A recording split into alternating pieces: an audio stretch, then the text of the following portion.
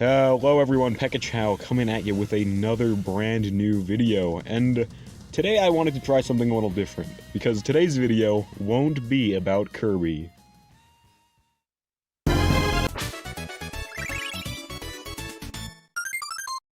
Nope, none of your senses are deceiving you right now.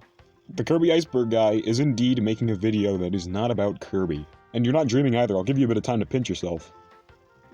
See, I'm making a non-Kirby video! I'll save all this talk for the end of the video, but I just want to let you guys know that I never had plans on exclusively making Kirby content.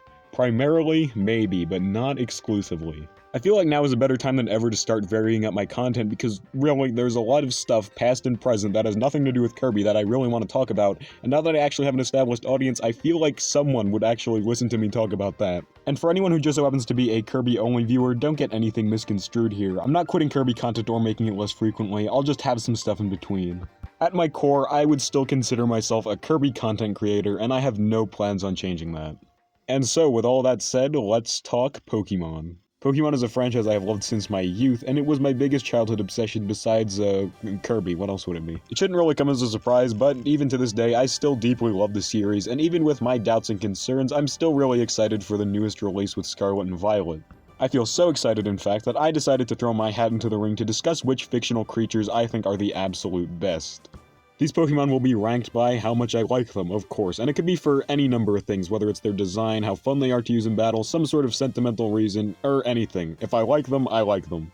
I will be placing a tiny little restriction on my list, and mostly my honorable mentions, which we'll be getting to in a second, but only one Pokemon per evolutionary line, because at that rate I'd probably just be spoiling the list, and there would not be as much variety, and if the thumbnail doesn't spoil the list already, I don't want to make it even more obvious. Just want to give you guys a quick heads up, this is a highly opinionated list, so if you don't like that, I don't know, you can leave or start a war in the comments, I'm fine with either one. With all that said, let's get into the list.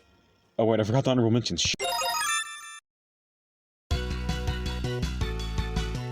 You see, I really wanted to make a top 15 or 20 list, but I knew I had to get the video out in a timely manner, so I just settled on a top 10 list, so I'd feel wrong not giving some of these guys at least a shout out, so here's your honorable mentions. From least to most favorite, we have Crobat, Heracross, Lapras, Milotic, Ampharos, Alolan Ninetales, Staraptor, Empoleon, Greninja, and Weavile. Oh, even now I feel like I just did so many Pokemon dirty, but we don't have all day, and I don't want this to be a video loaded with me saying the names of Pokemon and flashing pictures on the screen, so I suppose let's get into the best of the best, starting right now.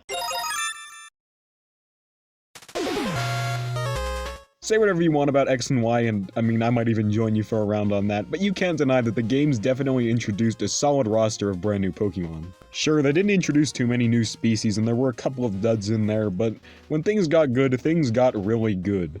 And out of all the new Pokemon introduced this generation, my favorite has to be Aegislash. For starters, check that design. It's a royal sword carrying around a royal shield that just so happens to be haunted. On paper, it might not sound like much, but in execution, they managed to make it look really badass. I also really like the color choices they went for here because not only do they mesh and contrast really well together, but they also really help hammer in the Royal King aesthetic they're going for here. However, that amazing design isn't actually its strongest attribute because we haven't talked about how good it is in battles yet. Aegislash is not only super fun to use, but it's got some nice power and a multitude of different ways you can use it, and this is all because of its signature ability, Stance Change. Stance Change allows Aegislash to transition into its sword form when attacking and its shield form whenever it decides to use King's Shield, its signature move. And let's not forget that King's Shield slices an opponent's attack in half if any physical contact is made with it. Let's also not forget that both of its sword and shield forms have ridiculously high offensive and defensive stats respectively, making it viable for both sweeping and stalling.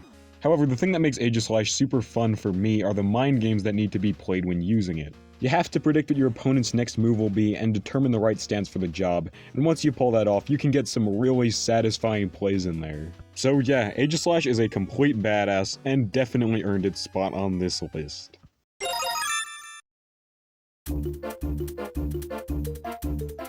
Okay, look, I know I just said Aegislash is my favorite of Gen 6 not too long ago, but come on, does Hisuian Goodra really count? I absolutely love the original Goodra, and if it weren't for the restrictions I put on myself, it would have been number 11 when I named off my honorable mentions. Goodra's just adorable, and I love how it looks so distinct from other dragons, and all of that stuff carries over to the Hisuian form.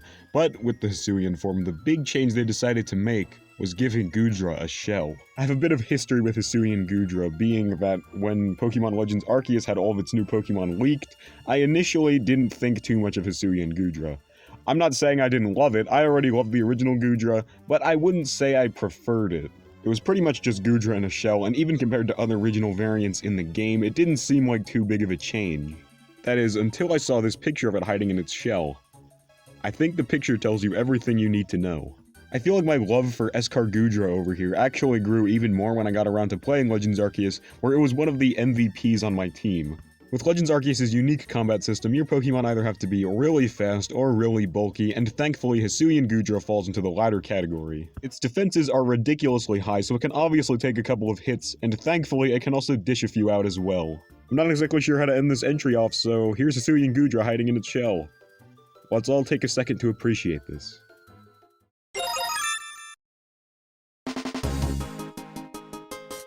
There are currently over 900 different Pokemon species, and depending on how Gen 9 is to us, we might actually reach the quadruple digits. Or maybe we won't because Game Freak appears to be very scared of reaching that number, but we will definitely have over 1,000 by Generation 10. With a huge number like that, some Pokemon are bound to be talked about less than others. Some examples I can think of off the top of my head are half of Gen 5's roster, Bruxish, Pikachu, and if people like these enough, they'll start to consider them underrated because, well, no one talks about them. Everyone probably has a Pokemon that they consider to be the most underrated, and for me that would have to be my main sea slug Gastrodon. There was probably a point in time before I became a massive Gastrodon fan, where I barely even remembered who this guy was, but it's hard to say whether I actually ever thought that because I have been loving this slug for years. I think just looking at Gastrodon tells you pretty much everything you need to know about why I love him. Come on, look at him, he's adorable. There are few things cuter in this world than a happy Gastrodon. There are also two different types of Gastrodon, being the East and West Sea Gastrodons, and really there's not much to them besides different colors and a slightly different body shape. Personally, I lean a bit more towards the West Sea Gastrodon than the East Sea Gastrodon because, that's the form I used in my Platinum playthrough, so obviously he has a special place in my heart. From my experience, Gastrodon has some meat on his non-existent bones, as well as a pretty good special attack stat and a lot of moves that are pretty good for lowering accuracy. So yeah, Gastrodon's pretty good in battle. Probably not any sort of competitive reward-winning stuff, but I mean, come on, all I really need is just a cute little slug with fascinating, deep lore you can find if you search hard enough. And remember kids, don't ditch those gastrology classes, you have no idea what you're missing.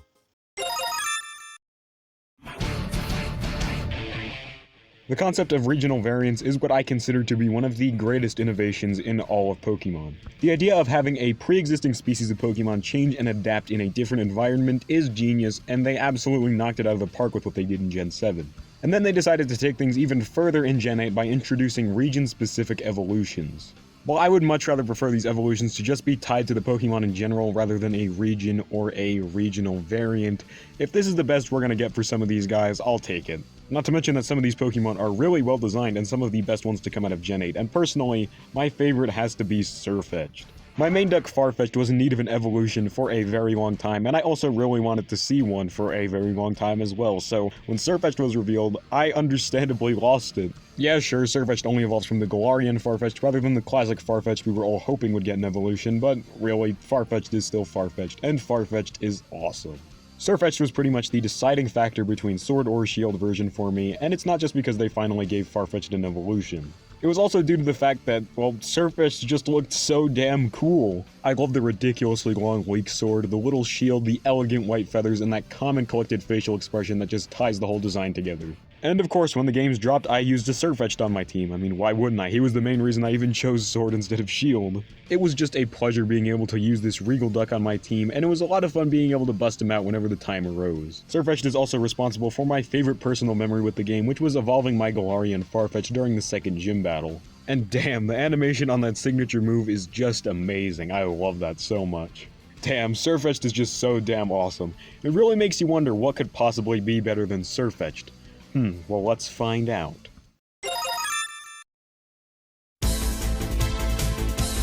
In the world of Pokemon, there exists only one duck that is cooler than Sirfetch'd, and that duck is none other than number 6, Farfetch'd. What are you doing? You're breaking your one Pokemon per evolutionary line rule. Why are you doing that? The list is ruined! Well, you see, Sirfetch'd evolves from Galarian Farfetch'd, who, while I love very much, wouldn't have made the list and would have been an honorable mention, but I did not bring him up because that would be breaking that rule. But the original Farfetch'd who I am putting on this list does not evolve into Sirfetch'd. Your argument has been invalidated by facts and logic. Why the hell is Farfetch'd above Sirfetch'd? Plain and simple, Sirfetch'd took a little too long to get here, so I wound up getting a little too attached to Farfetch'd in the process.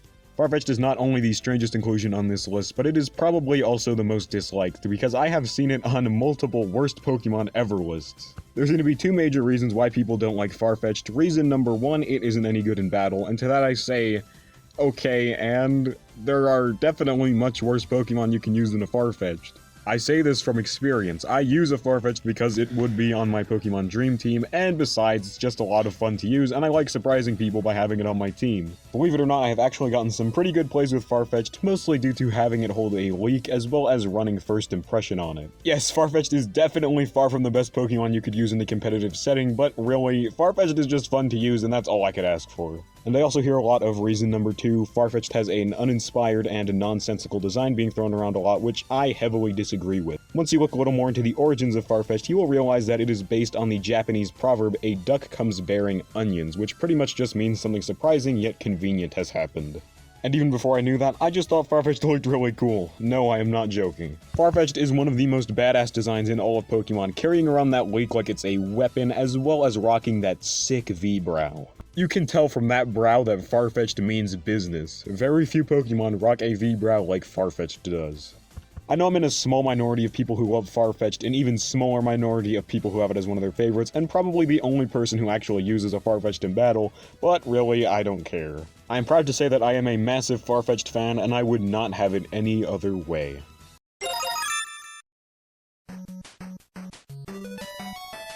There are lots of popular Pokemon out there, and I'm sure most people tend to have at least one of them among their favorites. Whether it's Charizard, Mewtwo, or Simisear, we all have that one Pokemon that we can just look at and go, yeah, that popularity was deserved. And for me, that Pokemon is Lucario. There is simply no other way to put it. Lucario is just very cool. Everything about it, from its Anubis-like design to its ability to sense and manipulate auras, it's all just very cool. And the thing that makes all of that even cooler is that Lucario is primarily blue, both in its actual design and the stuff it does with its aura, which is a plus for me because, as we all know, blue is objectively the best color.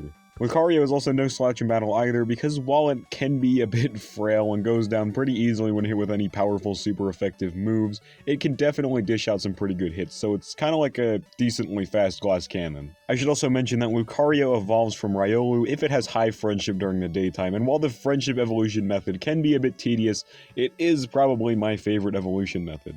I already love being able to bond with my Pokemon, so this evolution method really helps incentivize that behavior even more for me. With this evolution method, not only do you get an extremely satisfying evolution that you probably worked hard for unless you just abused stat-lowering berries, but you also feel closer as your Pokemon with the result, which makes it my favorite. I know this entry was a little on the short side, but there's really not much I can add here. You've probably heard the whole Lucario is so cool and badass thing a million times already, and all I can say is that, yes, all of that is indeed true.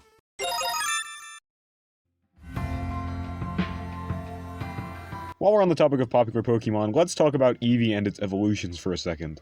Everyone has a favorite, and my personal favorite has always been Glaceon. Ever since I was younger, Glaceon always stood out to me among the other evolutions for its more beautiful and elegant design compared to the rest of them, so it just kinda became a personal favorite of mine, and it's just stuck ever since.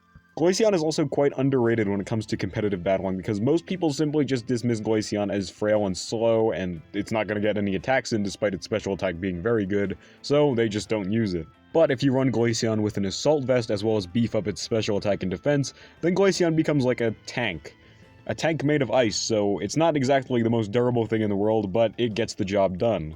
From my experience, this build typically lets Glaceon outlive at least 2 decently powerful super effective moves, and it lets Glaceon's special attack really shine through. Also, it's got that surprise element because really no one expects to see a Glaceon in any sort of serious competitive setting, which is a plus from me.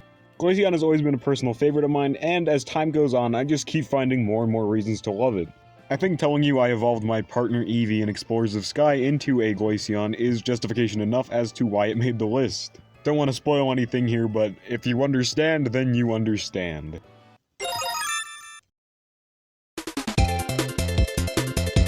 I'm sure some of you have noticed that there hasn't been a single starter Pokemon on this list yet, and I'm sure some of you are also assuming I probably have it at number 1. Like most people. I don't. As I'm sure most of you have probably deduced, my favorite starter is right here at number 3, and that starter is Primarina. Yeah, it's not exactly the most popular or common choice for favorite starter Pokemon of all time, but this list comes down to what I think, and I think Primarina is just the best there is. Let's get the elephant out of the room right now. This design. I love it. Primarina's design manages to fuse a sea lion with a mermaid, as well as sprinkling in some siren elements in there, and the result is absolutely beautiful. And don't even get me started on that color scheme. The blue, pink, and white just go together so damn well. It looks amazing. Unlike most favorite starter Pokemon choices on these kinds of lists, there isn't really too much of a sentimental reason as to why Primarina's on here. I simply just chose Popplio as my starter in Pokemon Moon because, as we all know, Popplio is the best starter, and if you want to throw hands in the comments, I am always down. And it evolved into Primarina, and I just started loving Primarina because it was just super reliable and the design was just so good. One thing I can say though is that Primarina is a great special attacking tank who can soak up a lot of hits and deliver some pretty good hits back. One of its best moves is probably Sparkling Aria, its signature move which can pass right through substitutes and tears down the ever-obnoxious Smeargle, which is something that is always appreciated. And I couldn't talk about Primarina and not mention the animation on that Z move. To be fair, all of the Z moves tied to specific Pokemon have pretty good animations, but this one especially stands out to me as being one of the best. Yeah, maybe Primarina is a bit of a strange choice for favorite starter, but I'd be lying to myself if I said it wasn't. Not to discredit any of these guys, of course, they're all still awesome in their own right, but really, you simply cannot beat the Lion Seal.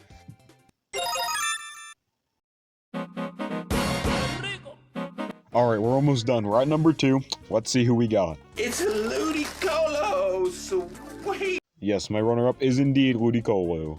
Ludicolo has a really fun design that combines both a stereotypical Mexican dancer with the kappa from Japanese folklore. Some of the specific design elements on Ludicolo I really do like, such as the hair resembling a poncho as well as the lily pad sombrero. And I also love Ludicolo's carefree attitude and how he's always dancing and stuff. I mean, who wouldn't want to hang out with Ludicolo? Ludicolo might not seem like much in battle at first, but once you set up some rain, Ludicolo will either begin to heal over time or gain a significant speed boost, allowing it to outspeed most threats. It all depends on its ability, and whether it's on a rain team or not, once you set up that rain, Ludicolo becomes a menace. I actually have an interesting history with Ludicolo, because while I always loved Ludicolo, he skyrocketed to becoming one of my favorites ever since I saw him in the Detective Pikachu movie. It's kinda hard to say why I loved this scene so much, but I guess there was something just really hilarious about Ludicolo just shouting its own name unprompted. My brother also loved the Ludicolo scene as much as I did, and it kinda made us go on this Ludicolo spree where we kept buying the same Ludicolo plush over and over again. I can't exactly recall how many Ludicolos we had in total, but I'm currently in custody of 2 of them.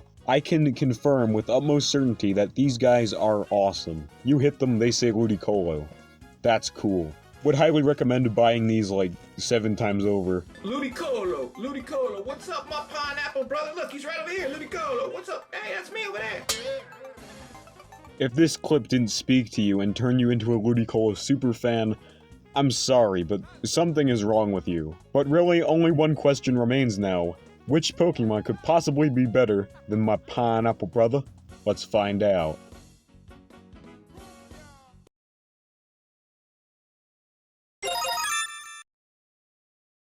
As you just saw, I have a very special transition for a very special Pokemon. Who exactly am I talking about? Well, let's open up the Heart Locket and find out. What? Lopunny? I can't believe it! It's only like Lopunny's right here and in the goddamn thumbnail. Now, I'm sure some of you are probably giggling to yourselves like little schoolgirls, thinking this is some sort of elaborate joke. And you might just be a Gardevoir fan, and God knows if you actually frequent Rule 34, so allow me to explain myself before you jump to any conclusions, and then determine if I'm worthy of your mockery. And if I am, always an honor to entertain random strangers on the internet. Glad to see you enjoyed my list. To get the elephant out of the room, and no, this has nothing to do with the Lopunny being the hottest Pokemon or Lopunny Rule 34 or any of that stuff, because, well, I don't really roll that way. I don't exactly want to bang any fictional creatures. Is Lopunny really the hottest Pokemon, though? Maybe. Maybe not. We're not here to discuss that right now, so if you really want to talk about this, I don't know, go on Reddit or something. I really wish I didn't have to address this, but given Lopunny's unfortunately poor reputation, as well as a couple other choices on this list being a little, Rule 34 famous, I think it would be best for me to address this before assumptions start flying around. So why exactly do I love Lopunny so much if it's not for, those reasons? Well, actually, there's plenty. Let's start with that design. Personally, I consider Lopunny to be one of the most adorable Pokemon there is, simply due to a number of cute features they incorporated into its design. I absolutely love things like its cute little face, the fluffy cuffs around its arms, and its main defining feature, its long, floppy ears, which just so happen to be extremely fluffy. What do you mean you thought I was gonna say something else? Oh, get your mind out of the gutter, come on. Don't be fooled by its cute appearance and non-confrontational nature though, because Lopunny is actually kind of a badass. Lopunny can deliver extremely powerful kicks, and if you do something like rough handle its ears, it will make you regret that decision greatly.